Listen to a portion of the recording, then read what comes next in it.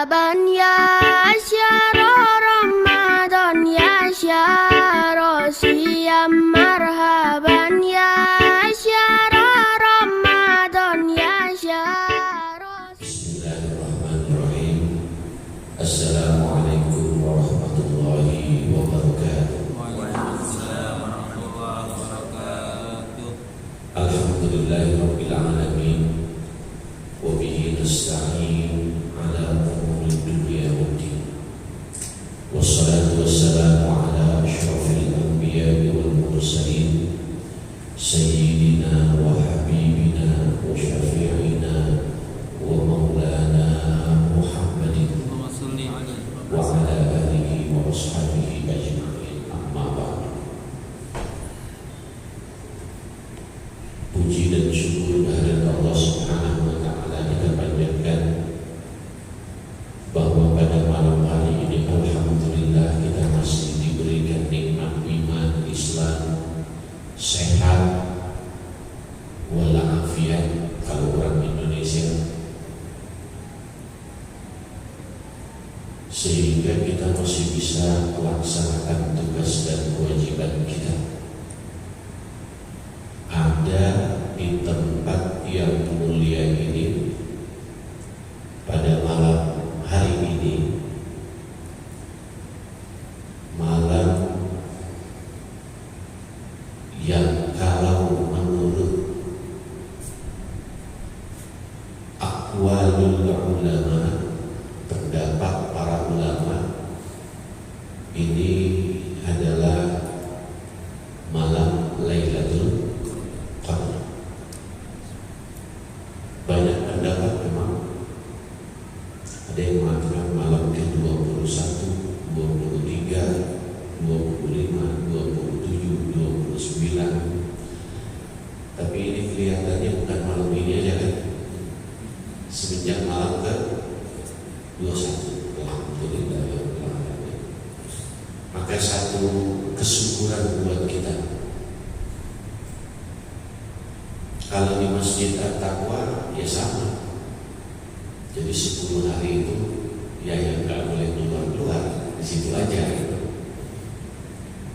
Cuma memang tahun ini saya nggak ikut karena konsentrasi saya ke pemberangkatan jamaah haji. Karena saya sebagai penanggung jawab, jadi saya takut nanti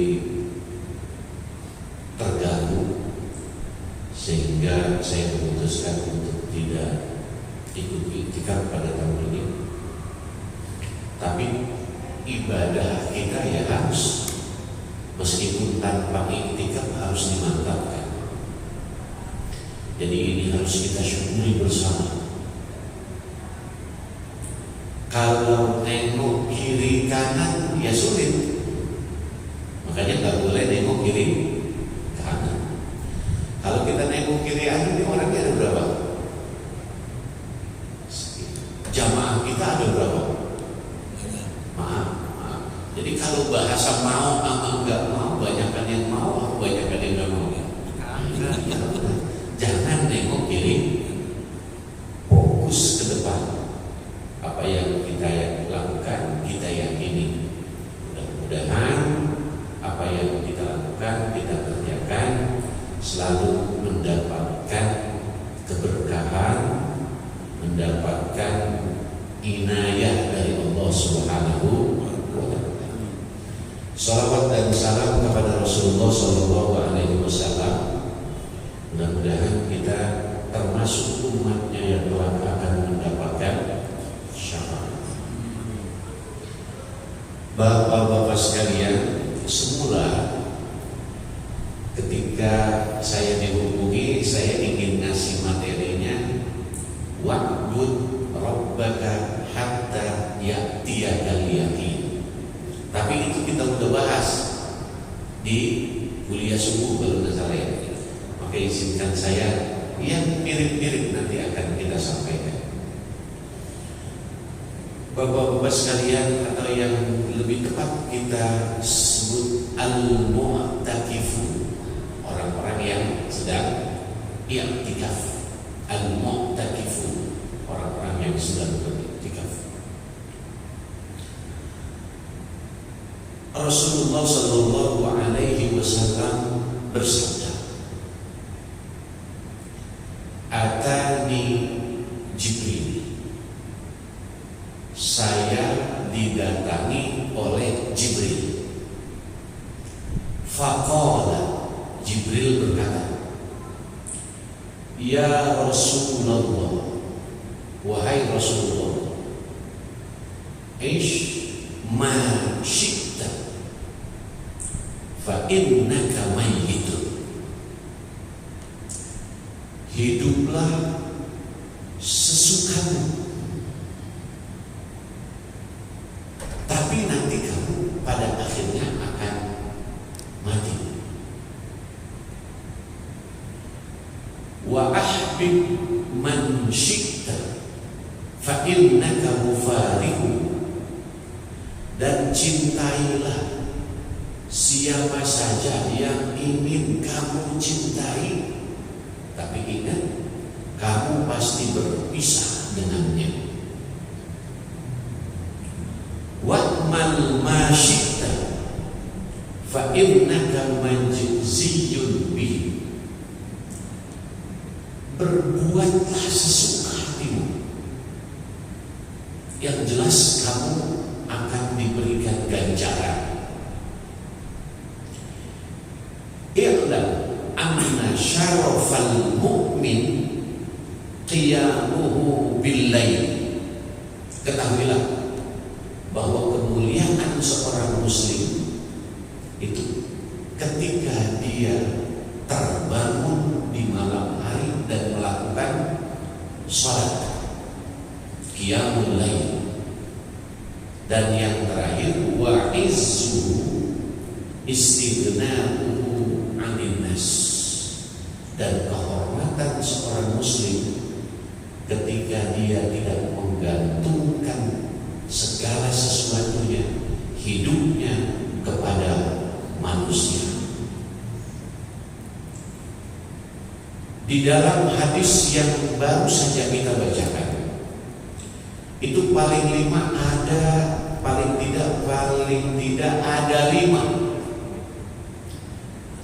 lima hal yang diperingatkan Jibril kepada Rasulullah Sallallahu Alaihi Wasallam, yang pastinya itu bukan untuk Nabi saja, tapi juga untuk seluruh pengikut Nabi.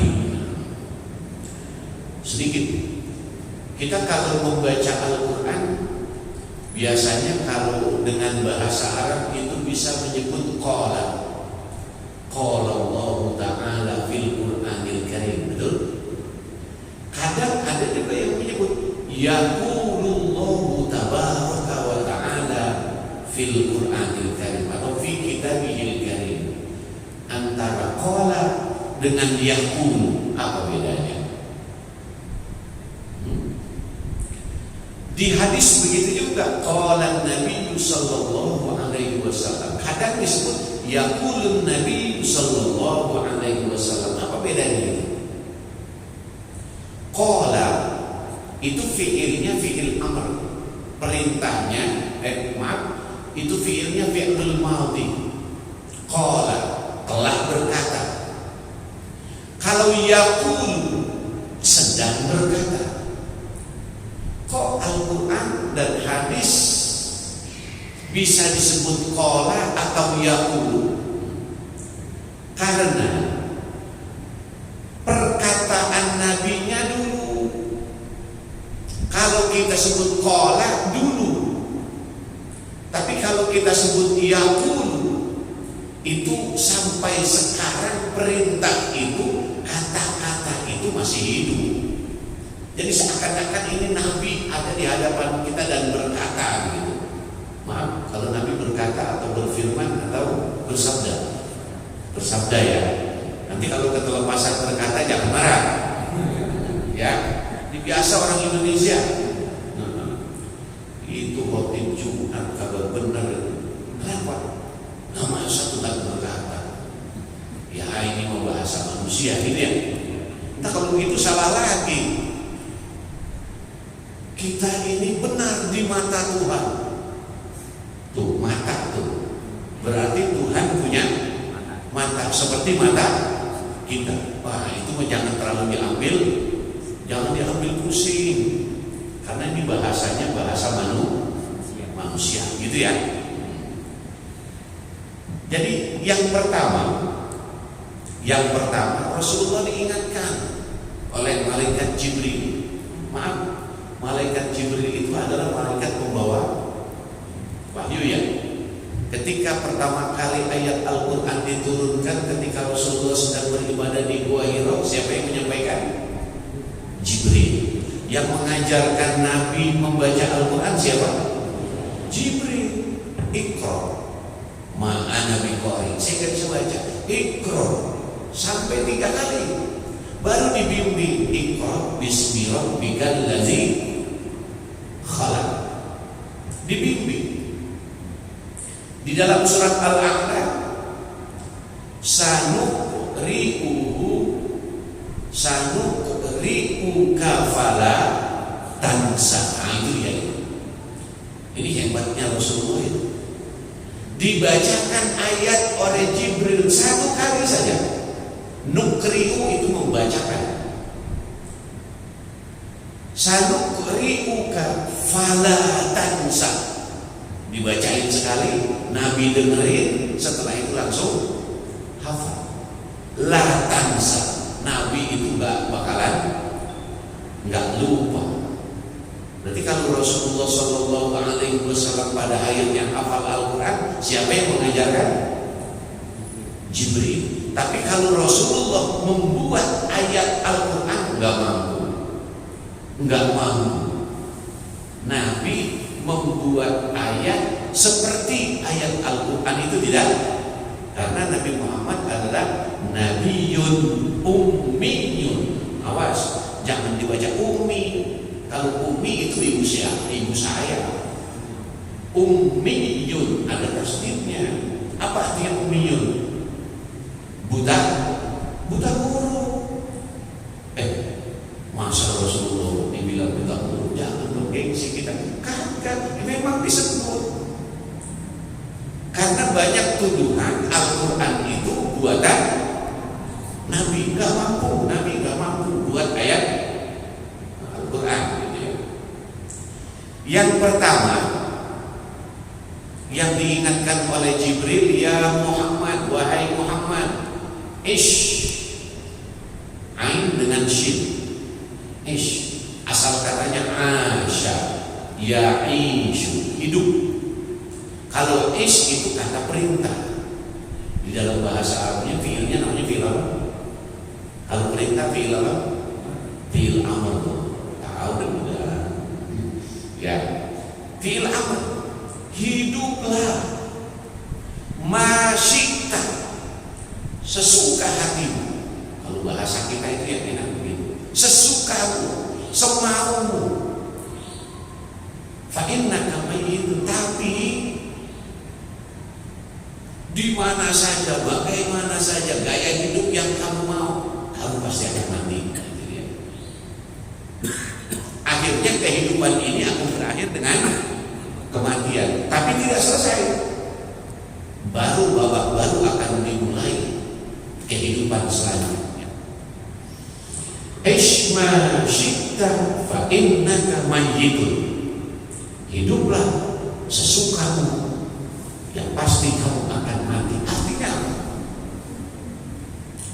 Artinya kita ini dibebaskan untuk hidup apa aja, di mana saja. Kita mau ngambil hidupnya di mana ini? PP, silahkan. Ada yang mau hidupnya di Jakarta, silahkan. Ada yang mau ngambil hidupnya di hutan, silahkan. Kayak Rocky Gerung gitu. Atau saya sih maunya di Kota Baru, silahkan. Di mana saja kamu hidup. Gaya hidup itu bagaimana? Mau tiap hari bagi-bagiin duit, mau dipiralkan atau mau diem-diem aja, silahkan. Yang jelas pada satu saat kamu akan mati. Ini tentang kematian mestinya. tahun yang lalu itu benar-benar harus jadi pelajaran. Ketika COVID-19 varian Delta, subhanallah, kadang-kadang gaya hidup kita berbeda sedikit saja. Kalau saya, jam berapa saja saya bangun mendusin, yang saya lihat HP. Saya takut teman, saudara, ada yang lewat. Ya kan? Jam berapa aja. Kadang-kadang jam 12 kita buka. Ya Allah, sudah innalillahi wa inna ilaihi raji'un. Ya Allah. Nanti subuh begitu lagi, ada lagi yang lain. Luar biasa. Itu mestinya jadi pelajaran banget itu buat kita. Cuma memang kadang di saat itu ketika pemakaman kita tidak boleh hadir gitu ya.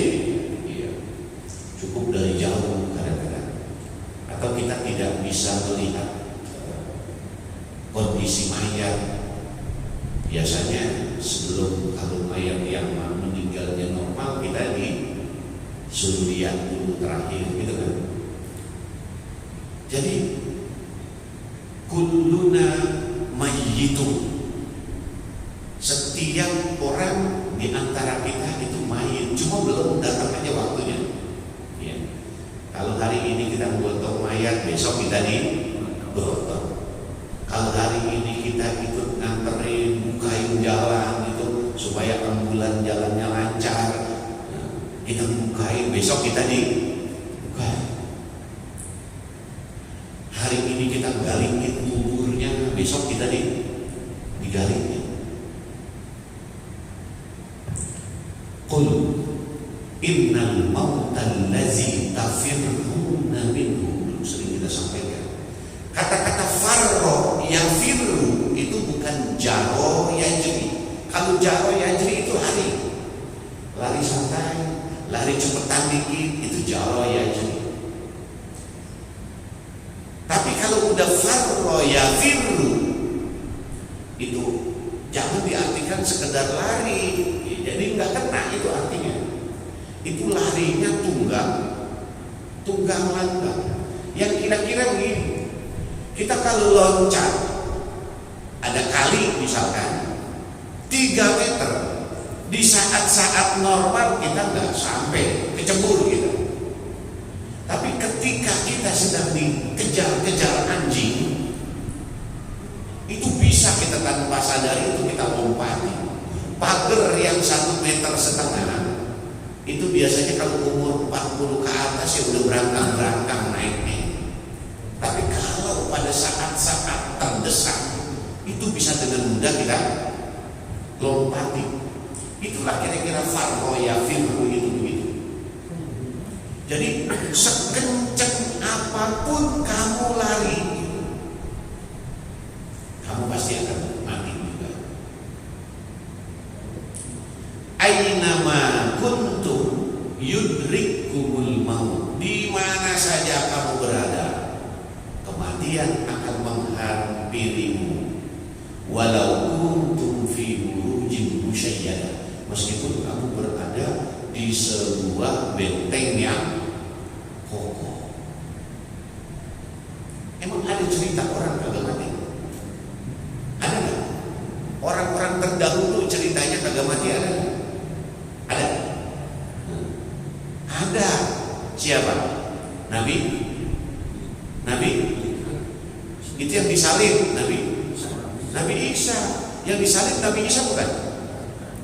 Kalau kita percaya bahwa yang disalib Nabi Isa, Kristen kita. Kalau di dalam agama kita, bal rafa'ahullah, Allah angkat Nabi Isa. Cuma ada yang setelah itu diserupakan dengan Nabi Isa. Jadi Nabi Isa itu sekarang adanya di mana? Sedang diangkat oleh Allah Subhanahu wa ta'ala. Dan ada lagi bahwa mati itu punya rasa. Ada rasanya. Rasulullah Shallallahu Alaihi Wasallam ketika akan dicabut nyawanya, itu malaikat pencabut nyawa izin kepada Rasulullah. Apa di antara kata-kata izinnya? Ya Rasulullah, siap-siap, karena dia akan menyakitkan. Dia akan menyakitkan. Meskipun di dalam riwayat itu dikatakan begini, bahwa sakitnya ruh, sakitnya badan ketika ruh dicabut itu disesuaikan dengan amal ibadah. Kalau Nabi aja udah diingetin sama malaikat pencabut nyawa, sakit, tahan, sakit. Lalu terus kalau kita gimana? Tahan, amat sangat menyakitkan sekali gitu kalian, ya kan? Makanya apa itu? Adab orang yang ingin memandikan mayat itu ketika dia meninggal, kemudian dia masih berpakaian, nih pakaiannya diapain?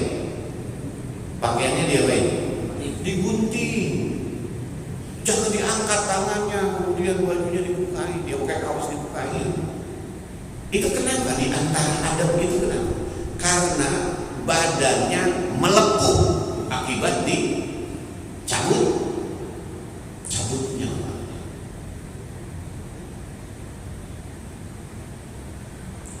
Ada riwayat yang mengatakan bahwa kalau sakitnya ketika ruh dicabut dari apa ini, dari jasad itu menyakitkan, dan itu disesuaikan dengan amal ibadah.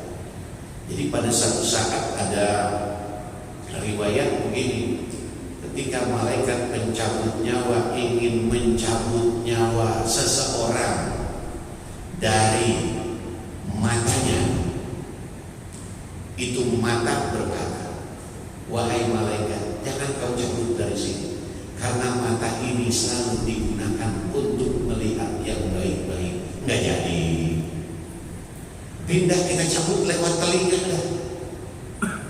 Nanti telinganya begitu juga. Ya, wahai malaikat, jangan dicabut dari sini. Ini telinganya sering digunakan untuk mendengar hal-hal yang baik, mendengar ayat-ayat Allah. Hadir di pengajian, telinganya sering digunakan untuk kebaikan. Nggak jadi lagi, dan sebagainya. Jadi sekali lagi, mati itu terutama ketika menghadapi sakratul maut, ya, itu menyakitkan. Makanya doa kita dalam doa selamat itu tentang kematian yang kita minta, kalau nggak salah 4 paling kaya. Salamatan fid din wa afiatan fil jasad wa ziyadatan fil ilmi wa barakatan fil rizqi wa taubatan qabla maut. Ada kesempatan tobat sebelum mati. Terus taubatan qabla maut wa maghfiratan ba'dal maut. Dapat ampunan sebelum kita mati. Ini ampunan sedang kita minta sekarang. Man soma ya sumu soman puasa.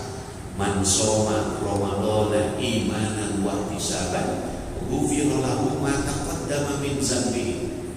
Barang siapa yang berpuasa Ramadan niatnya karena Allah dan semata-mata mengharapkan ridhonya, hapus segala dosa-dosanya yang telah lalu. Puasanya kurang bagus, ada lagi double covernya, ada lagi. Man qoma yaqumu qiyaman, man qoma ramadhana imanan wa ihtisaban ghufira lahu ma taqaddama min. Barang siapa yang melakukan qiyamul lail pada malam hari Ramadan, tarawih maksudnya, imanan wa ihtisaban, karena iman kepada Allah dan semata-mata mengharapkan ridhonya, Allah hapus dosa-dosanya. Dan ada lagi yang ketiga, itu kalau itu masih kurang sempurna, man qoma lailatal qadri imanan wa ihtisaban ghufira lahu ma taqaddama min dzambi. Barang siapa yang melakukan qiyamul lail pada malam Lailatul Qadar karena iman kepada Allah dan semata-mata mengharapkan ridhonya, Allah hapus dosa-dosanya. Makanya besok kita berhak di Idul Fitri itu bergembira karena memang betul-betul sudah suci.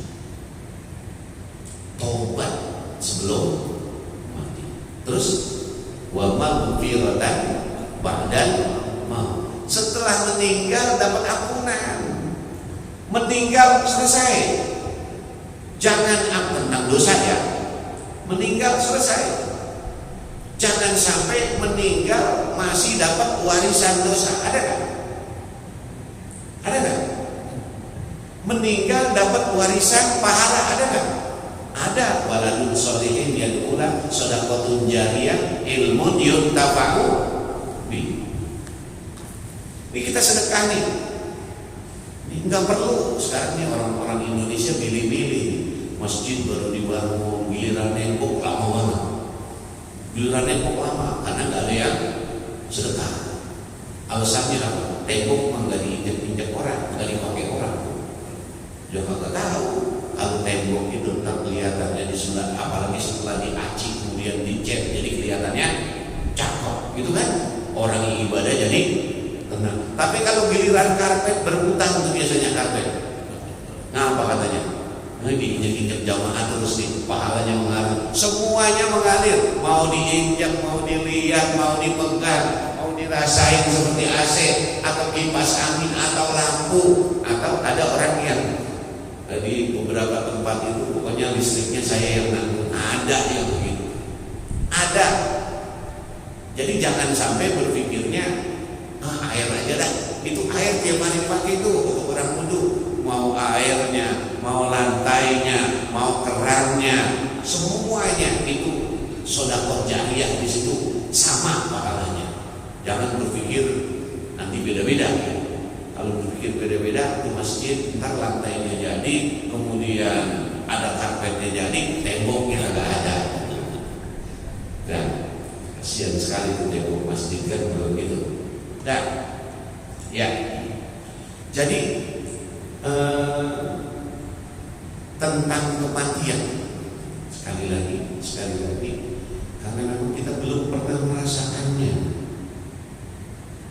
Dulu Rasulullah itu melarang kita untuk ziarah kubur, tapi karena setelah itu dianggap bahwa ziarah kubur itu dapat mengingatkan kepada kematian, maka setelah itu Rasulullah membolehkan.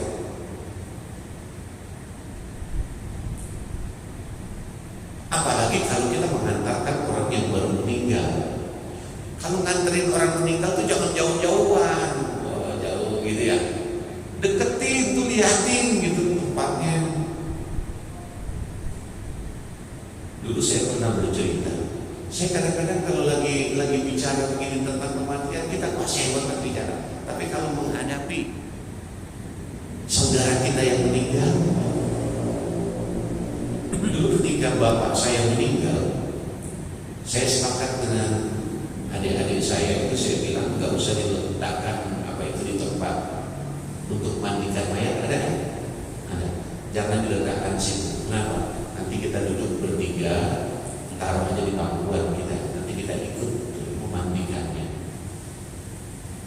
Satu hal yang paling menyentuh itu orang tua, mukanya itu masih kelihatan seger, tangannya kan udah begini. Ketika kita bantu yang mandiin itu, ngangkat tangannya baru terasa gila, sudah sekaku ini, susah diangkat karena harus kena air kan ketika dimandikan. Ya diangkat dikit biar kakinya yang sudah menyatu ini ya sama mau dibuka ya, karena sudah kaku. Artinya kalau Jibril mengingatkan Rasulullah hidup terserah, tapi kamu pasti akan mati. Sekeren apapun kamu, sehebat apapun jabatan kamu, kamu akan mati. Kalau mati itu tidak berdaya. Yang kedua, wa ahbib man syi'ta fa innaka mufariqu dan cintailah siapa saja, termasuk apa saja yang kamu ingin cintai. Yang jelas kamu akan berpisah dengannya. Kita cinta sama istri kita karena kecantikannya, karena kebaikannya. Kita sayang sama anak-anak kita karena kelucuannya dan sebagainya.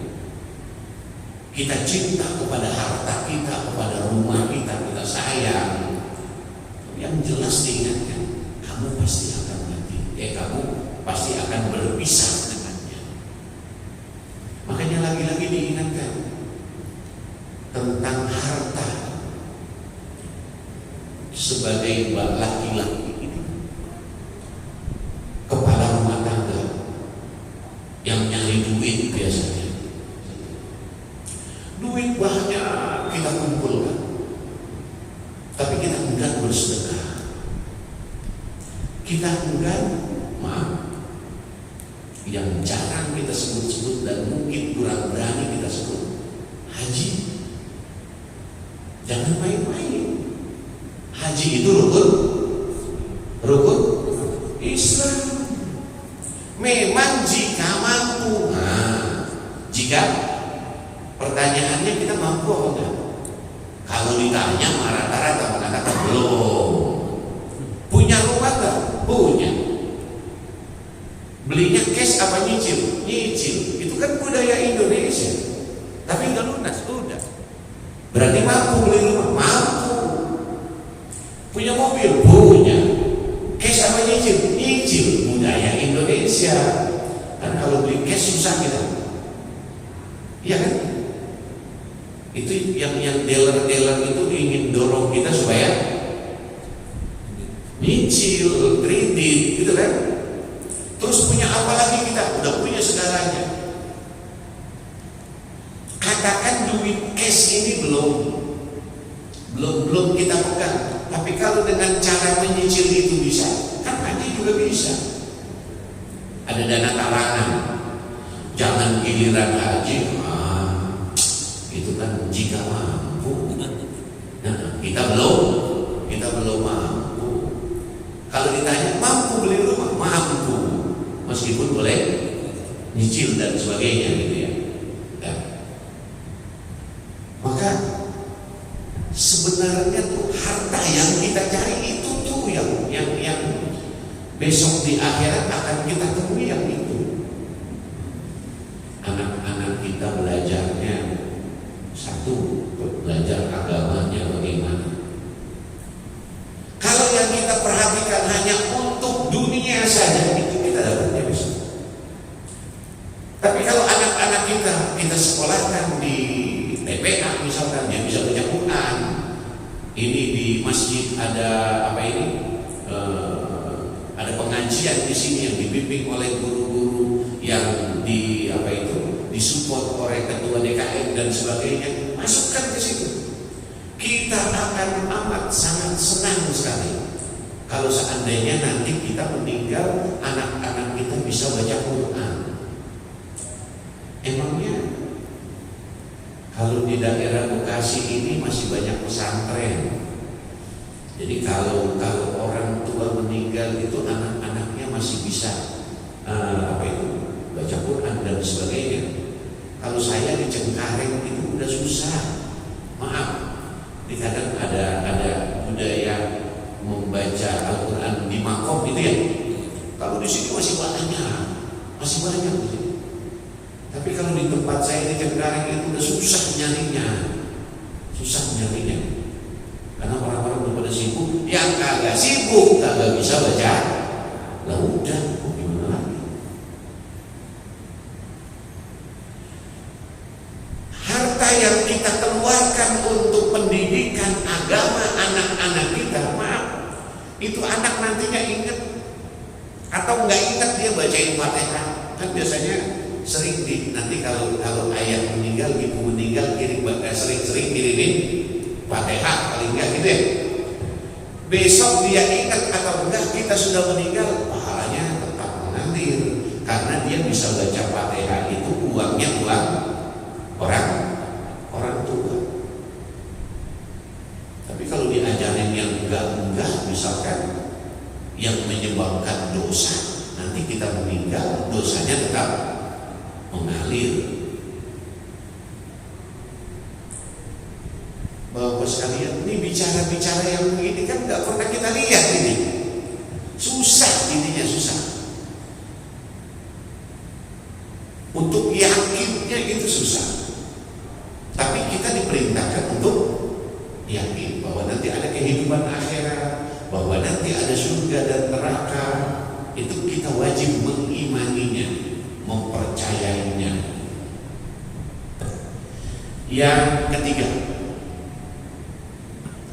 i'mal ma syi'ta fa innaka majziyun bi. Berbuatlah sesukamu, yang jelas apa yang kamu lakukan itu akan diberi ganjaran. In khairan fa khairan wa in syarran fa syarran. Kalau yang baik kita lakukan, maka besok balasannya kebaikan. Kalau jahat yang kita kerjakan, maka besok balasannya kejahatan. Makanya ada surga dan ada neraka. Ini kayak bulan puasa nih, ya Allah.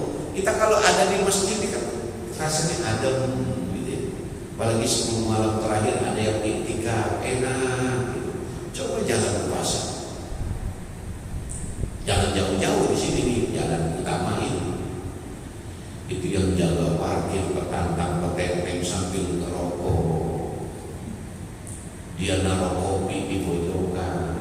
Habis parkirin 2 motor, 2 kali ngisep, dia keroyokan, seruduk aja itu mobil. Saya yakin dia bukan non muslim, dia bukan Yahudi, bukan Nasrani, bukan Buddha, tapi dia muslim.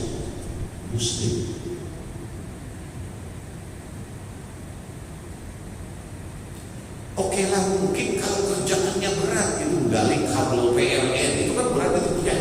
Mungkin dia di situ nggak puasa dulu, nanti dia baru ganti gitu, karena emang dapat kerjaannya di bulan puasa. Tapi kan kalau parkirin mah ringan. Silahkan mau puasa silahkan, kagak puasa juga silahkan. Mau itikaf silahkan, nggak mau itikaf juga silahkan. Mau benci dengan itikaf silahkan. Yang jelas besok ada balasannya, ada balasannya. Lagi-lagi balasan itu belum pernah kita saksikan atau kita rasakan. Kalau seandainya balasan itu kita rasakan, kita saksikan, insya Allah neraka kosong. Neraka coba kagak puasa sekali mulai gatal-gatal, 2 hari kagak puasa jalannya udah susah, 3 kali puasa udah di tempat tidur doang kerjaannya. Insya Allah kalau gitu tuh orang pada takut, kemudian nanti neraka kan kosong, surga penuh, surga neraka gitu ya. Tapi memang sengaja dibuat seperti itu. Ayo, jadi yang yakin kemudian dia melakukan kebaikan, insya Allah nanti akan ada balasannya. Bahkan kebaikan yang kita lakukan itu balasannya bukan 1, tapi balasannya 10. 1 kebaikan Allah akan ganjar dengan 10 pahala. Tapi untuk dosa, 1 dosa cukup 1 saja. Nah kalau 10 juga masuk susah, kita masuk surga, iya kan? Kan manusia nasiyayansa apa artinya? Nasiyayansa, latansa, lupa. Jadi manusia itu wa ma sumiyal insanu insanan illa linisyani. Manusia itu tidak akan dinamakan manusia kecuali dia pelupa. Sering lupa, sering khilaf gitu ya. Nah, jadi kata malaikat silakan mau ngerjain apa aja silakan. Yang jelas ada. Maka pekerjaan itu yang baik dan yang tidak baik tentu saja nanti kita mengetahuinya lewat belajar. Thalabul ilmi faridatun ala kulli muslimin. Ada riwayat yang lain, ala kulli muslimin wa muslimatin, baik muslim laki-laki maupun muslim perempuan. Yang keempat, wa'lam anna syarafal mu'min qiyamuhu billail. Ketahuilah bahwa kemuliaan seorang mukmin itu, orang yang beriman, itu disebabkan karena dia melakukan sholat malam. Bapak-bapak sekalian, maka jangan sampai kita lupakan, jangan sampai kita lewatkan. Kita kalau mau sholat subuh biasanya bangunnya sebelum jam 4 itu, jam 4 kurang 15 menit, ada yang kurang 30 menit. Kalau cuma kita isi, kita bangun, kita nyetir TV, nonton bola, kagak dapat apa-apa kita. Tapi kalau kita bangun sambil nunggu nanti waktu subuh tiba, kita manfaatkan paling tidak 2 rakaat tahajud. Wa minal laili fatahajjad bihi nafilatan lak asa an yab'asaka rabbuka maqaman mahmuda. Al-maqam al-mahmud itu artinya derajat yang terhormat, posisi yang terhormat. Maka kadang-kadang teman-teman yang mencari atau menginginkan sebuah jabatan yang lebih tinggi, mau naik pangkat, perginya ke dukun, dibilang jangan pergi ke dukun, dia bilang saya bukan pergi ke dukun, saya pergi ke ustaz. Ada lagi, saya perginya ke orang pintar. Kalau perginya ke ustaz, ke orang pintar kan jadi sama-sama udah. Ada kajian ringan di kalangan alumni pondok pesantren saya itu. Ada yang tulis begini, ini alumni kita posisinya cuma di sini, itu nggak ada yang naik, disebabkan karena nggak berani mengeluarkan uang untuk kenaikan.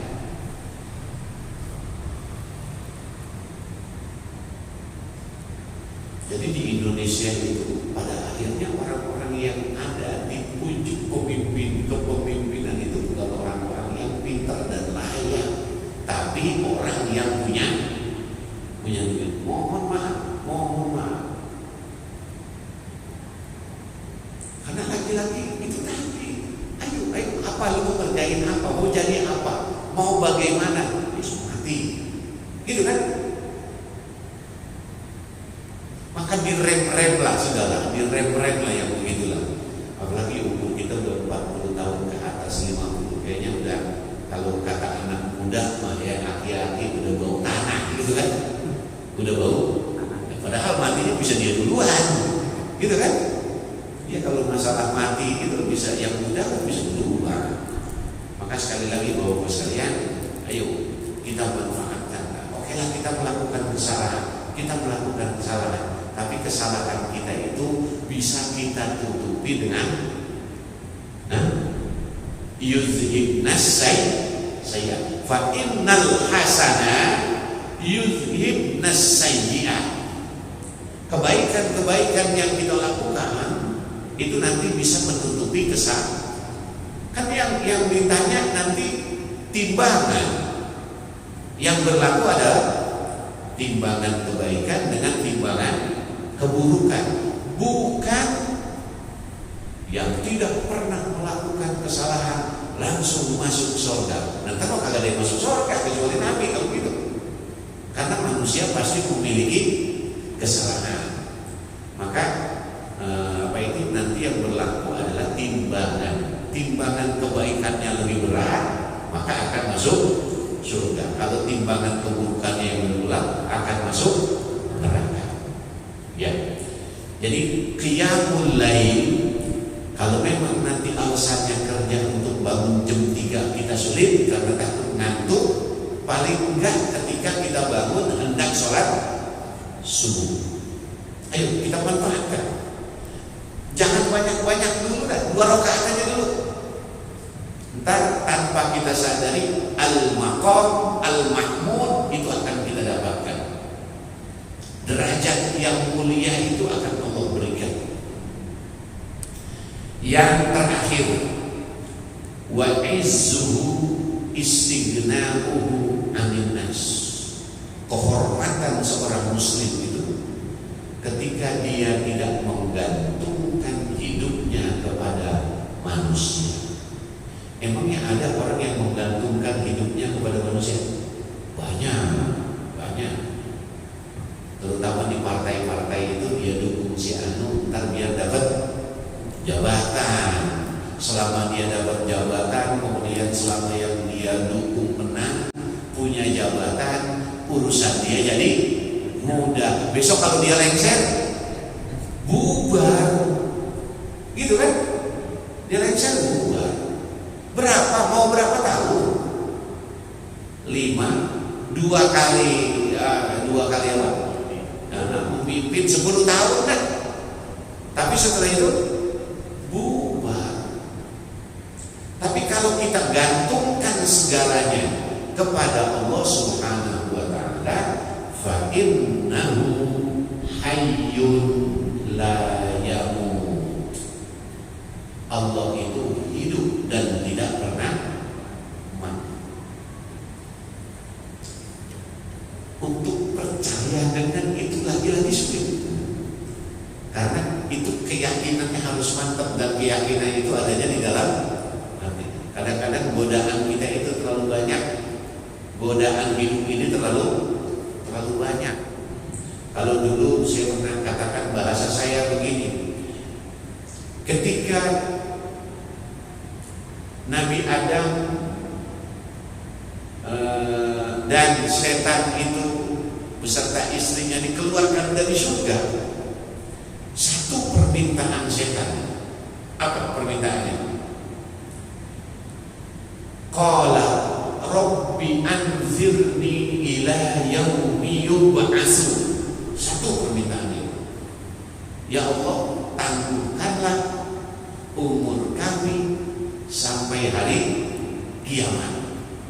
Qala innaka minal munzirin. Maka dijawab oleh Allah, ya, kamu termasuk yang ditangguhkan. Berarti setan kagak mati. Dia beranak piana tapi kagak pernah mati. Kalau manusia ada yang lahir, ada yang mati. Jadi gak banyak jumlahnya jika dibandingkan dengan populasi setan. Maka semakin kemari tantangan dan rintangan buat kita dan anak-anak kita itu jauh lebih sulit. Dulu zaman kita itu gak ada HP. Habis maghrib suruh ngaji, pada kelanggar ke musola. Lah sekarang mau dibuat program habis maghrib ngaji, berantem kita mana? Iya kan?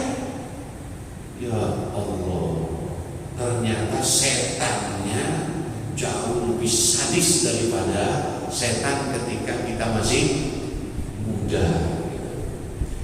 Jadi bahwasanya mudah-mudahan pada malam yang ke-27 ini kita sudah melakukan qiyamul lail tadi.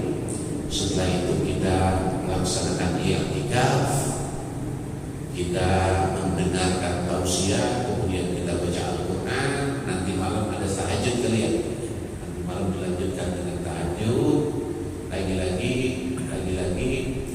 ayo kita niatkan semuanya itu lillahi ta'ala. Saya kira kalau udah seumuran kita mah ini nggak ada yang yuroun. Apa yuroun? Biar dilihat. Kan itu kan dalam surah Al-Ma'un ya. Kalau anak muda biasanya kalau ke masjid pakaiannya rapi karena ada yang dilihat-lihat. Dan supaya dibilang apa gitu kan. Tapi kalau udah tua-tua kayak kita ini insya Allah udah gak ada yang begitu-begitu. Tapi takutnya masih ada, maka harus diingatkan terus. Yang pertama, mari kita lakukan ini lillahi ta'ala. Mudah-mudahan apa yang menjadi hajat kita dikabulkan oleh Allah Subhanahu wa ta'ala. Bapak-bapak sekalian, saya kira ini yang bisa saya sampaikan. Mungkin kalau nanti ada pertanyaan silakan. Tentang materi boleh, tentang di luar materi boleh. Kalau bisa saya jawab, kalau nggak bisa besok saya tanyakan kepada Ustaz Abu Somad. Insyaallah akan ada solusinya. Boleh sambil minum ya? Silakan. Assalamualaikum warahmatullahi wabarakatuh. Assalamualaikum. Tadi Pak Ustaz membicarakan masalah setan. Dia minta penangguhan gitu. Penangguhan tidak mati. Iya. Sampai nanti ada masuk. Kalau dalam pemahaman setan itu ada tua, ada sakit enggak? Ada satu dia. Kalau kita manusia kan ada tua, ada sakit, dan mati kan gitu. Iya. Sementara setan kita, makanya saya tanyakan kita tidak tahu ya. Dia itu ada tua, ada sakit dan masih energi untuk menggoda para manusia itu atau jangan gitu. Yang kedua, tadi Pak Ustadz sampaikan bahwa pahala ini tidak hanya satu nilainya, tapi 10 kali lipat. Sementara kalau kejahatan oleh Allah akan dinilai hanya satu saja. Nah itu buat saya berharap gitu. Mudah-mudahan Allah nanti memberatkan timbangan kita di akhir nanti. Karena dari pahalanya itu kan sudah jelas kita mendapatkan 10 kali lipat. Makanya kita sangat berharap Allah ridho dengan apa yang kita lakukan sehingga pada akhirnya nanti kita bisa timbangan kebaikan yang lebih berat sehingga kita bisa masuk surga. Dan itu yang bisa kami sampaikan. Pertanyaannya sulit, tapi kita coba jawab ya. Yang pertama, manusia itu pertama ketika dilahirkan bayi tumbuh, kemudian remaja, kemudian dewasa, kemudian tua, kemudian meninggal, gitu ya. Ini kalau setan gimana ini? Tapi yang jelas dia nggak mati, yang jelas dia nggak mati. Tapi kalau dari nama, saya dulu masih kecil dengar kata-kata kuntil anak. Oh, sampai sekarang juga tetap kuntil anak. Nggak ada kuntil biar, kuntil kakek gitu ya, kuntil anak. Jadi apakah mereka juga ada yang sakit? Apakah mereka ada yang mati? Kalau mati kan? Karena memang Allah sudah berjanji innaka minal munzarin ya. Ditangguhkan kematiannya itu. Jadi meskipun ya dunia mereka itu ada yang sakit dan sebagainya, tapi yang jelas jumlah mereka itu akan jauh lebih banyak daripada populasi manusia. Nah, kalau manusia kan menikah aja umurnya harus berapa? 17 ke atas ya. Nah kalau setan memang ada nikah. Agak ada, asal dia mau ketemu dia kawin, ada anaknya. Kadang-kadang baru 10 tahun kali itu setan, maka perkembangannya bisa secara logika ini ya, kalau hitung-hitungan manusia dia akan lebih banyak. Udah, saya kira itu. Ya. Terus yang kedua tentang timbangan kebaikan. Kelihatannya kita senang ini. Karena itu dia motivasinya. Lakukan kebaikan. Itu ganjarannya bukan 1, tapi 10. Bi asyri amsalihah gitu ya. Bahkan nanti pada titik-titik tertentu, misalkan kalau dilakukannya misalkan di Makkah, itu pahalanya berlipat lagi.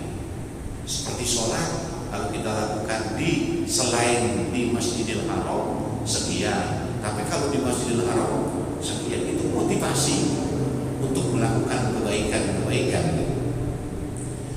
Terus jangan sampai setelah motivasi itu ada, udahlah, jangan terlalu banyak berbuat baik. Ini pahala kita sudah banyak, sekali-sekali lah, gitu kan? Karena kalau kita lakukan itu dosanya cuma, tapi kita nggak sadar. Yang namanya dosa itu kan bukan yang kelihatan kita kerjain. Kadang-kadang kita iri sama teman, itu terasa kan?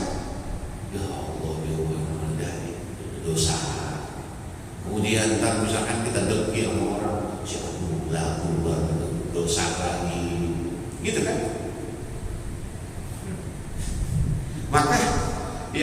Maka kalau hadis-hadis tentang sholawat, contohnya sholawat kepada Nabi, kenapa kita disuruh bersolawat kepada Nabi dan sebagainya? Karena kita mengharapkan nanti akan mendapat syafaat, gitu kan? Mendapat syafaat. Kemudian ada hadis-hadis tentang kalau seandainya kita mengandalkan amal ibadah kita saja, itu sulit rasanya kita untuk masuk. Berarti dosa yang kita lakukan terlalu. Al-Imam Al-Mutanabbi ngasih gambaran begini. Idza kana umruka sittina aman, kalau seandainya umur kamu 60 tahun, kita hitung-hitung nih, umurnya 60 tahun, panisfuhu tamhaquhul layali, maka setengahnya udah pasti kita pakai buat istirahat di malam hari. Benar nggak? Berarti tinggal 30. Kita melakukan kebaikan-kebaikannya di mana nih? Dan wanisfun nisfi yazhabu laisa yadri yaminan min shimali, setengah dari yang setengah tadi, berarti setengah dari 30 itu kita lalai di situ. Itu pergi entah kemana itu. Kita kadang ke kanan, kita kadang-kadang ke kiri, serong kanan, serong kiri, berarti tinggal 15 dari 60 tahun nih, tinggal 15. Wabakin nisbi, yang 15 itu sisanya asqamun. Kadang-kadang kita sakit. Kalau kita sakit kira-kira ibadah apa ngeluh mulu? Ayo dah, ngeluh apa kita ibadah? Ngeluh. Asqamun, wahamun, galau, gitu ya. Ada kegalauan kadang-kadang. Bisnisnya nggak jebol misalkan, perjanjiannya dikhianati dan sebagainya. Wa makasibun lil iyali, atau kita pakai untuk mencari nafkah buat keluarga. Jadi untuk ibadahnya di mana coba? Dari 60 tinggal 15. Di 15-nya aja ada waktu-waktu galau, ada waktu-waktu kerja untuk nyari nafkah, ada waktu-waktu untuk sakit. Katakan tinggal 10 tahun. Terus 10 tahun itu yang lillahi ta'alanya semana. Maka kadang-kadang menyeramkan memang kalau melihat itu. Maka Allah Maha Rahman, pengasih. Ayo lakukan kebaikan 10. Lakukan kebaikan, ganjarannya 10. Dan kalau kamu melakukan kejahatan, cukup seperti itu. Jadi 1. Itu dari rahmannya Allah, sifat rahmannya Allah. Allah kasih kita, sayangi kita. Apalagi kalau umat Rasulullah SAW, maaf, yang bisa memberikan syafaat itu diantaranya siapa? Rasul. Terus apalagi? Bukan siapa, tapi apa? Al-Quran. kita minta itu liyakuna syafi'an lana, supaya nanti itu Quran bisa memberikan syafaat. Maka kadang-kadang begini, kita pengen bisa baca Quran, kita belajar. Udah bisa tuh Quran gak boleh baca-baca, gitu kan? Bisa baca Quran, gak mau ditingkatkan untuk yang ke selanjutnya, misalkan mempelajari, mendalaminya, tafsirnya dan sebagainya. Ya, saya kira itu Bapak ya. Jadi 10 itu sebagai motivasi untuk melakukan kebaikan. Maka yang umurnya udah ya kayak kita lah, udah 50 tahun ke atas, ayo. Ini kalau kumpul begini, ini pahala mulu ini. Pahala mulu. Semalaman kita ada di masjid, kalau mau dihitung pahalanya banyak banget. Senyum, sehat terus ya, alhamdulillah. Apalagi ngucapin assalamualaikum. Apalagi kalau mau buka puasa dibawain korma najwa sama anak-anak sama istrinya tuh, dibawainnya ada 30 butir kali. Nah, udah saya makan dulu aja, yang lain kasih, gitu kan? Pahala lagi. Belum sholat itu fardunya berjamaah, ditambah dengan sholat sunnahnya, pahala dulu. Saya masih ingat selama saya haji itu saya baru mendapatkan orang dari PUP, blok berapa nggak usah disebut, masjid apa nggak usah disebut, karena orangnya nggak mau. Jadi ketika jamaah ingin melakukan umroh, sedangkan dia pada saat itu lagi kurang sehat, itu dia tanya saya, Ustaz, hari ini yang mau umroh berapa orang? Hari ini yang sudah daftar itu ada 30 orang, Pak. Itu yang bayar sendiri-sendiri itu 10 real tuh. Dari hotel ke Tan'im, kemudian ke masjid, gitu ya. 10 real. Maaf Ustaz, saya ini ntar sampaikan ke jamaah bahwa tidak usah bayar. Jadi pas jamaahnya 30 orang naik ke bis, kita umumin, Assalamualaikum warahmatullahi wabarakatuh, umroh kali ini nggak usah bayar, gratis. Ada yang bayarin, udah ribut siapa? Nggak ada, pokoknya ada yang bayarin. Udah, kita bacain Fatihah, Al-Fatihah, udah berangkat. Itu jamaahnya senang-senang. Itu langkah-langkah cerdas. Dia lagi badannya kurang sehat, nggak bisa bikin umroh, tapi dia membiayai transportasi orang yang mau. Lah pahalanya semana itu? Yang umroh berapa yang umroh? 30.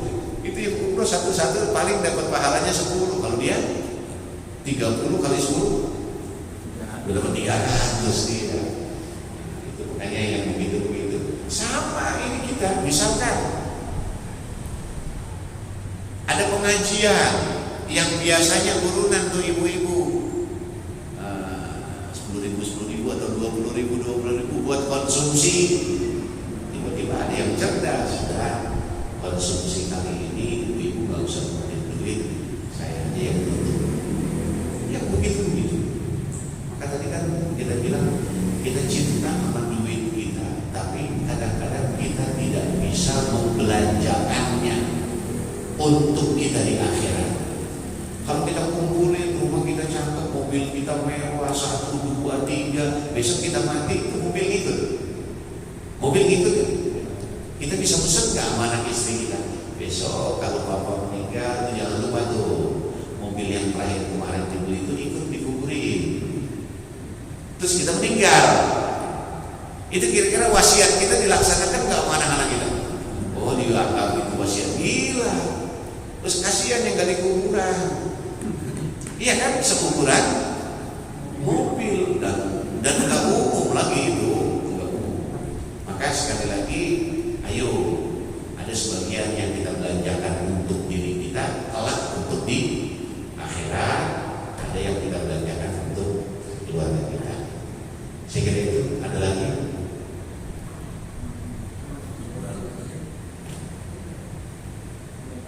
Mic-nya tadi mana?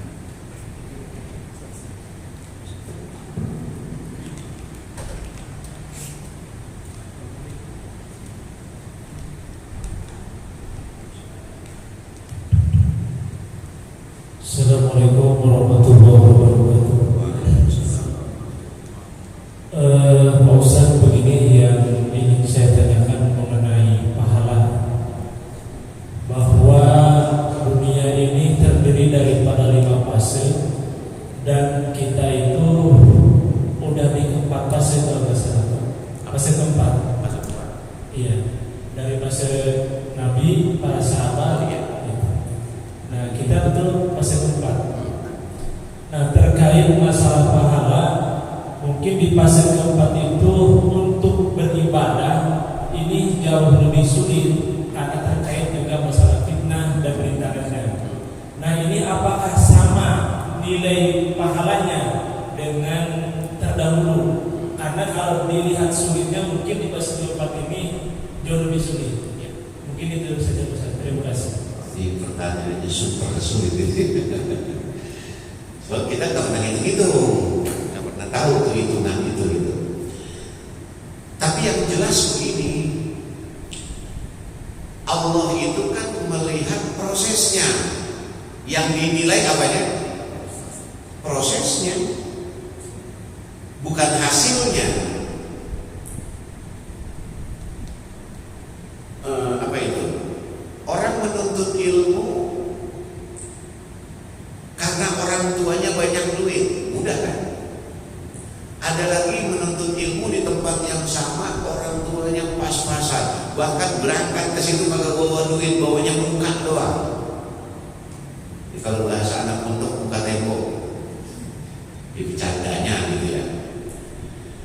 Nanti kalau mau dihitung pahalanya, lah kalau yang punya duit mah emang gampang gitu kan. Tapi kalau yang nggak punya duit itu, orang kalau kesulitan itu, orang lagi kesulitan, itu biasanya ketika qiyamul lail malam itu doanya nangis. Tapi kalau lagi banyak duit, bangun malam, sholatnya nyantai, gitu kan? Sama-sama sholat ya kan? Sama-sama sholat.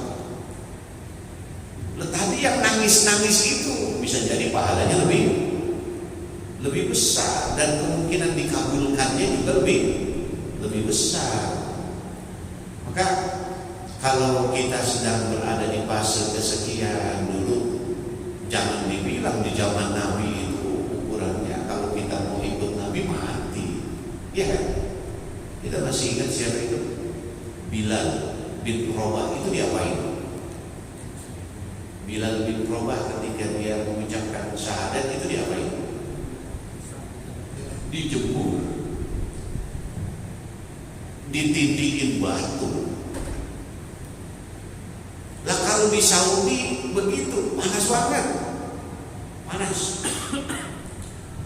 Coba dah, jam 8 siang di Masjidil Haram, ketika masih kawasan masjid yang marmer warna putih itu, kita keluar ke Babu Salam ke depan, ke dekat makam Maulid Nabi, itu adem, kaki kita itu adem. Tapi selesai marmer itu nginjek aspal, jingkrak-jingkrakan udah panas. Itu baru jam 8 panas ya. Enggak, artinya seorang Bilal bin Rabah gara-gara dia mau ikut Nabi, karena dia seorang hamba sahaya, kemudian oleh majikannya itu sampai digituin. Kalau kita bilang nanti secara umum, oh kita pahala kita lebih gede, nanti Bilal protes, iya kan? Loh, dulu kami mati taruhannya apa? Taruhannya. Jadi lagi-lagi yang harus kita yakini bahwa kebaikan ini akan dilipat gandakan.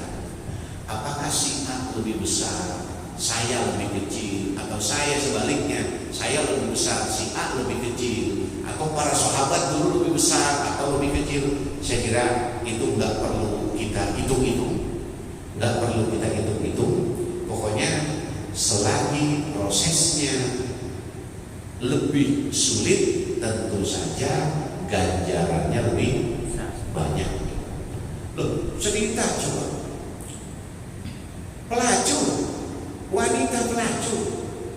Itu kalau logika kita itu surga neraka orang. Ini kalau logika kita pelacur ya. Surga neraka. Neraka. Gara-gara melihat anjing yang kehausan. Totalitas yang dia lakukan, ini seorang muslimah, totalitas yang dia lakukan itu, dia turun, dia buka sepatunya, dia ambil tuh air pakai sepatunya, dia kasih minum. Itu dalam riwayat dikatakan dia masuk surga. Ada yang membunuh 99, dia mau tobat, datang ke rumah orang alim. Saya sudah membunuh 99, saya mau tobat, bisa enggak? Nah, kata seorang alim itu, kalau bisa. Oh, membunuh satu aja, faka'an nama qatalan nasa jami'a. Bagaikan membunuh orang, semua orang. Saking keselnya dia mau tobat tinggi itu dibacok lagi tuh orang. Berapa jadinya? 100. Akhirnya dia datang lagi, dia tanya, diarahkan. Lu kalau benar-benar mau tobat, mau datang yang ke sono Masjid As-Salam. Belum berapa ini? Iya, so banyak orang benar di sana itu. Datang dia dengan sungguh-sungguh kemari dari pintu gerbang depan. Jalan, di perempatan sini ketabrak truknya, mati. Akhirnya dua malaikatul rahmah wa malaikatul azab berselisih pendapat. Ini orang di mana ini tempatnya ini? Apa? Dia udah sungguh-sungguh banget mau tobat, tapi belum sampai ke tempat pertobatannya, mati. Kata malaikatul azab, ini bagian saya. Kata malaikatul rahman, enggak dulu. Ini orang kesungguhannya luar biasa. Meskipun belum sampai ke tempat pertobatan, tapi kata tobat itu sudah keluar. Udah, kalau gitu kita ukur aja dah. Dari pintu gerbang sampai perempatan ke masjid ini, mana yang lebih dekat, itu dia. Deketan kemana? Kemari. Akhirnya itu bagian malaikatul rahmah. Masuknya masuk surga. Ya, artinya dari riwayat-riwayat yang seperti itu tuh mesti jadi pelajaran buat kita.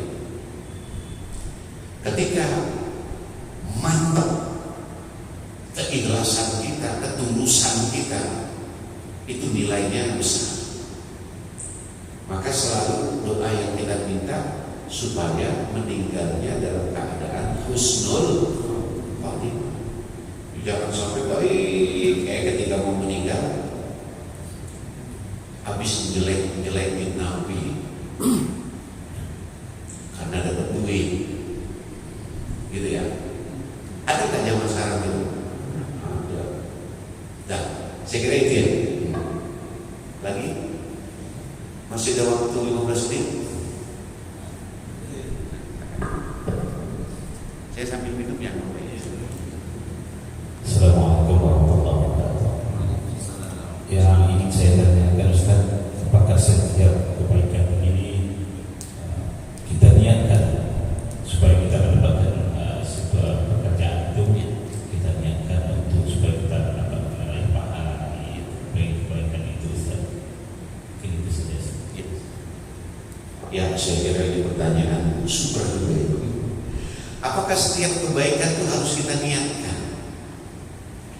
Seperti yang kita sudah sampaikan tadi, kalau kita mau sholat itu pasti kita niat usolli. Misalkan isya usolli fardhu isya'i lillahi, kan ditutup dengan lillahi ta'ala, itu niat kan? Udah. Kalau yang pardu itu ya nggak mesti, tapi yang hal-hal mubah itu yang harus diniatkan benar-benar yang mubah. Di antaranya apa yang mubah itu? Mencari nafkah. Kita mau jalan kerja nih, itu dari rumah kita udah niat, ya Allah semoga dapat keberkahan untuk anak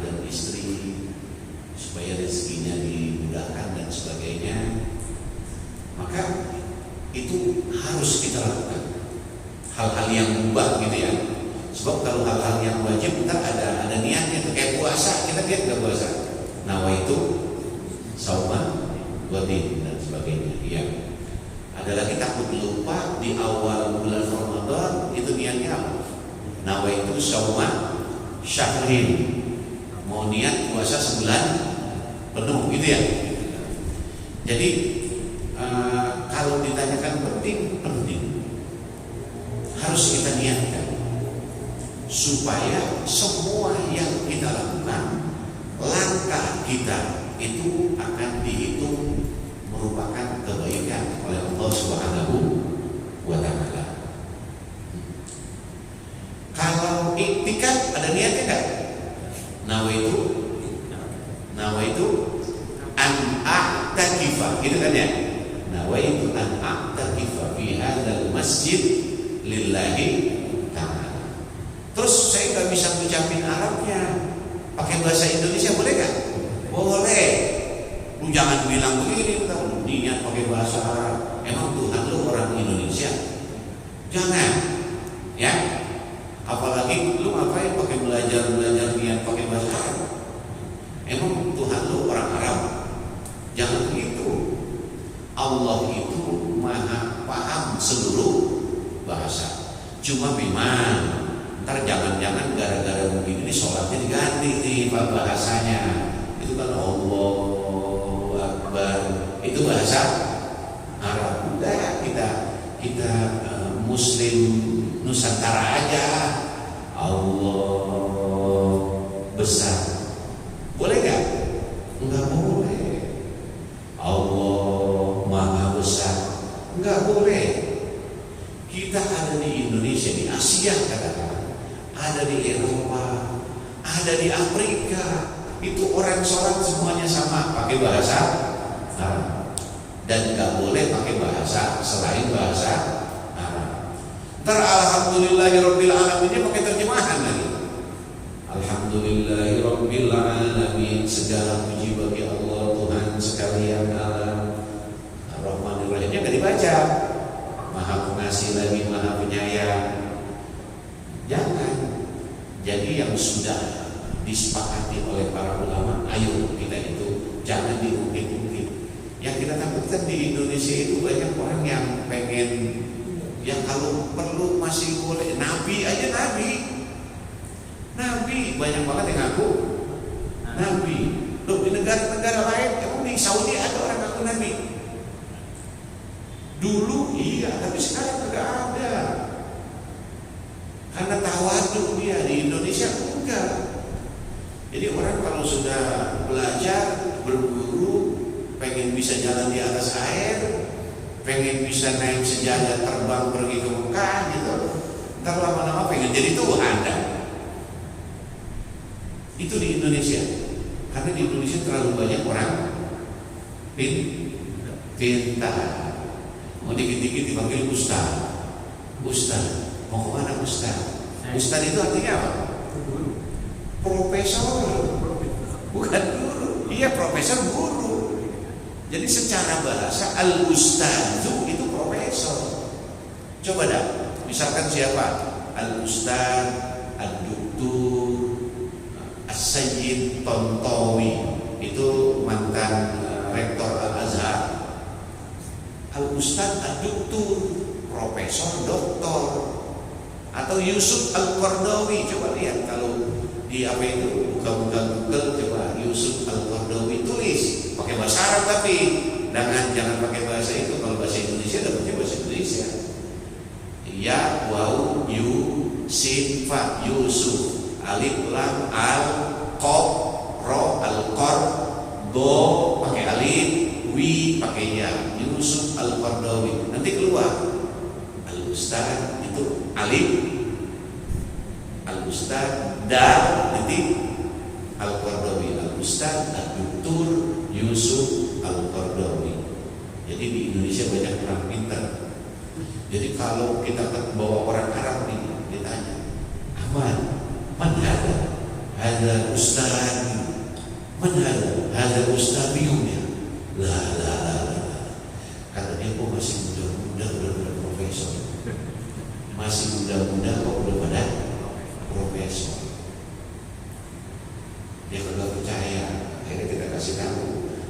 ustaz itu lil ihtiram, untuk penghormatan. Jadi orang Indonesia itu menempatkan gurunya di tempat atau di strata tertinggi jenjang pendidikan. Emang setelah profesor ada almarhum ya, saya kira itu 10 menit lagi.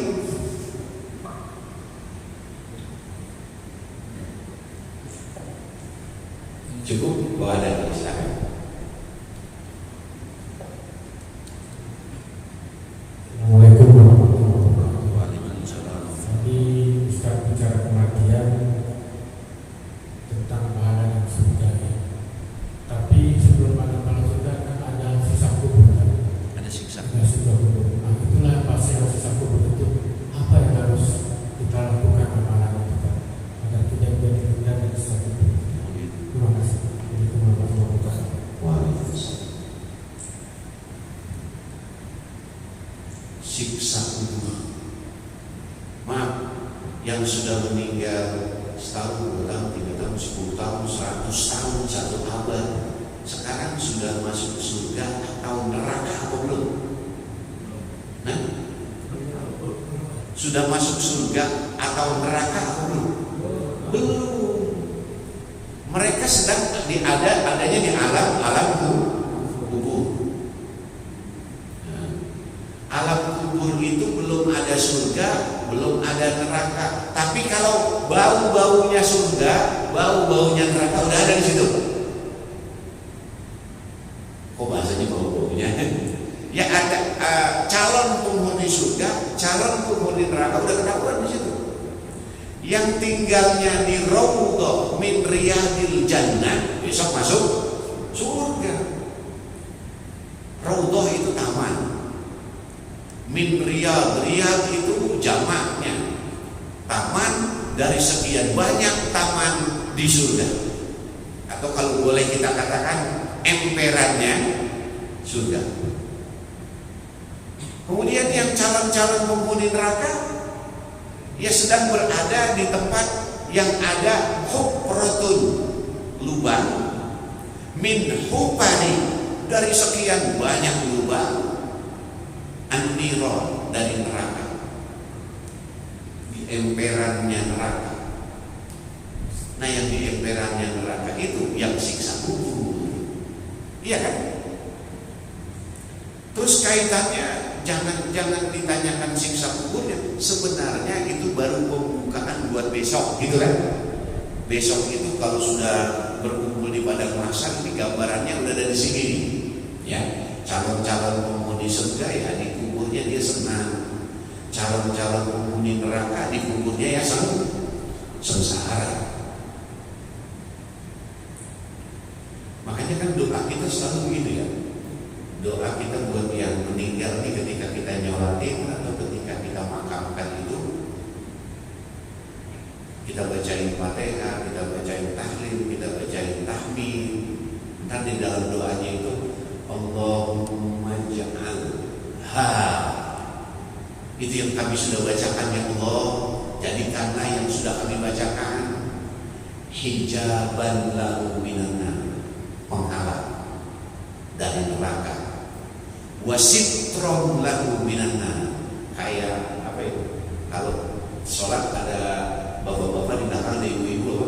Tirai juga penghalang, wa itqan lahu minan, dan pembebasan dari api neraka.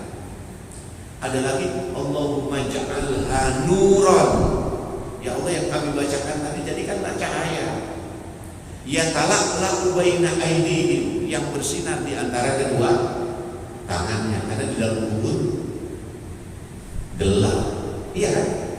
Maka yang kita minta wa wasi' madkhalahu, ya Allah luaskanlah tempat kembalinya, karena di kuburan kita sempit. Yang kita doain ya Allah luasi, yang gelap terangin, gitu kan? Kemudian kalau udah begitu ya berarti kebaikan-kebaikan. Maka sekali lagi begini Bapak sekalian, seorang muslim mendoakan muslim yang lain boleh apa enggak? Boleh. Itu dalam khutbah Jumat itu, Allahumma ighfir lil muslimina wal mu'minina wal al-ahya'i minhum wal yang udah mati juga boleh didoain. Jangan bicaranya nyampe apa enggak. Susah kalau mau dibuktikan. Kecuali situ mau membuktikan. Mati, ntar saya bacain Fatihah, ntar nyampe apa enggak. Kan susah juga dia jawabnya karena sudah mati. Dalam sholat jenazah berapa kali takbir? 4. Allahu Akbar, baca apa? Fatihah. Allahu Akbar, baca sholawat. Allahu Akbar, doa. Allahumma ighfirlahu kalau laki-laki, Allahumma ighfirlaha kalau perempuan, Allahumma ighfirlahu warhamhu wa'afihi wa'fu anhu waj'alil jannata maswahu. Kalau doain itu kagak nyampe ke mayat, lah berhenti sholat jenazah. Sholat jenazah yang ngajarin siapa? Nabi. Terus kita mau protes sama Nabi gitu, wah Nabi itu nggak nyampe didoain. Maka jawab nyampe, udah titik. Kita mendoakan sesama muslim, baik laki-laki maupun perempuan, baik yang masih hidup maupun yang sudah mati, sampai. Jadi bahasanya jangan sampai kan. Jadi kayaknya dunia banget itu. Sampai enggak nyampe, jadi mau meragukan orang yang berdoa. Ntar lagi dipersempit lagi. Nah itu ada hadis Nabi, idza mata ibnu Adam in qata'a amalu illa min salasin, shadaqatun jariyah wa ilmin yuntafa'u bi awwaladin shalih. Gara-gara anak disebut. Bukan anak, bukannya kita, katanya yang doain. Ya Allah. Maka yang begini ini jangan sampai buat kita goyah nanti, gitu ya. Jadi sekali lagi tentang siksa baik di kubur atau nanti setelahnya. Kalau yang di kubur itu adalah gambaran untuk nanti setelah kita menghadapi pengadilan di padang mahsyar. Insya Allah yang bisa bahasa Arab masuk surga. Yang bisa bahasa Arab masuk surga. Yang kagak bisa bahasa Arab mudah. Karena di kuburan ditanyanya pakai bahasa. Di kuburan ditanyanya pakai bahasa Arab. Man rabbuka, man nabiyuka. Gitu kan? Enggak ditanya siapa Tuhan lu, siapa nabi lu, enggak, man rabbuka. Maka nanti yang enggak bisa bahasa Arab sama besar. Gitu ya. Ada pertanyaan lain? Terus itu jangan takut membingungkan. Yang dimaksud bisa bahasa Arab itu kan nggak mesti ngomong, nggak mesti. Kan bahasa itu ada membaca, ada berbicara, gitu kan. Kalau baca bisa baca. Allahu Akbar bisa. Alhamdulillahirabbil alamin arrahmanir rahim bisa. Itu bahasa Arab. Sami Allahu liman hamidah bisa. Itu bahasa. Oh, berarti kita semuanya calon penghuni surga. Gitu kan? Berarti kita bisa bahasa, cuma bisanya membaca. Gitu kan? Belum sampai ngomel. Kalau ngomel pakai bahasa Arab bisa. Ada bisa satu. Anta majnun katanya. Apa majnun? Gila. Kalau bisa, kalau ngomel bisa yang satu, majnun. Ada lagi anta kalbun. Kalau bahasa kita anjing, gitu. Nah, saya kira itu cukup.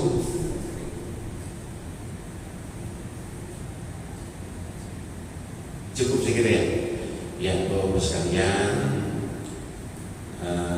selamat beriktikaf.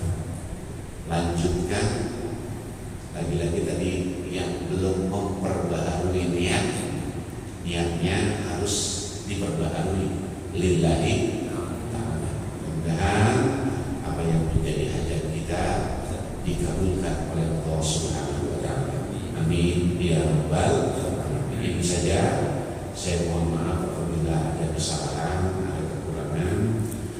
Yang benar datangnya dari Allah, kalau ada kesalahan itu dari saya pribadi. Billahi taufiq wal hidayah wa ridha wal hidayah. Wassalamualaikum warahmatullahi wabarakatuh. Marhaban ya syara Ramadan ya syara siyam, marhaban ya